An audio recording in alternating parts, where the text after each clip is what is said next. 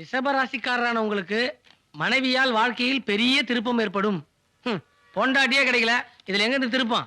ஏண்டா நாட்டுல பொண்ணுங்களுக்கா பஞ்சம்? ஏதாவது ஒண்ணு புடிச்சு கடிக்க வேண்டியதானே? ஏதாவது ஒண்ணு புடிச்சு கட்டுறதா நான் எப்போ கட்டிருப்பேன் முதலாளி. எதுக்கு ஒரு நாள் சும்மா இருக்கிறேன்? முதலாளி, நான் கட்டிக்கு போற பொண்ணு நல்ல வசதியான குடும்பத்து பொண்ணா இருக்கணும். குறைஞ்சது ஒரு 3000 ரூபாய் சம்பாதிக்கணும். இந்த காலத்துல ஒருத்தர் சம்பாதிச்சுலாம் ஒண்ணுமே பண்ண முடியாது.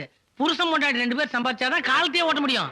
பாருங்க, இந்த ஒரு ஆட்டோ ஓட்டி உங்களுக்கு நான் வாடகை தர முடியுமா? இல்ல இவங்க கிட்ட அவங்க கடனை தர முடியுமா? இல்ல வீட்டுல இருக்கிற 6 டிக்கெட் நான் சோறு போட முடியுமா? ஆக பொண்டாட்டி மூலமா வாழ்க்கையில செட்டில் ஆடலாம்னு முடிவு பண்ணிட்டேன். வேற வழி? இந்த காலத்துல ஒரு மனுஷன் சீக்கிரமா பணக்காரன் ஆகணும்னா அதுக்கு 3 வழிதான் இருக்கு. ஒண்ணு கள்ள நோட்டு அடிக்கணும், இல்ல கள்ளச்சாராய மாதிரி காசணும், அதுல வச்சுக்க அரசியல்வாதி ஆயிடணும். இது 3 சேர்த்துக்க தைரியமும் கிடையாது, நம்ம பர்சனாலிட்டி அதுக்கு ஒத்து வராது. அதனால தான் ஈஸி ரூட்ல பொண்டாட்டி மூலமா வாழ்க்கை லிஃப்ட் ஆயிடலாம்னு முடிவு பண்ணிட்டேன். எப்படி முதலாளி? நீ தேறிட்டடா. என்ன முத்துப்பாண்டி, எப்படி இருக்க? சௌக்கியமா? சௌக்கியம் எல்லாம் இருக்கட்டும், பொண்ணு பார்க்க சொல்லியிருந்தேன், என்ன மறந்துட்டீங்களா? அது விஷயமா தான் கூட்டு வந்திருக்கேன். பெரியவரே, நான் சொல்ல மாப்பிள்ள இவருதான். வணக்கம். வணக்கங்க.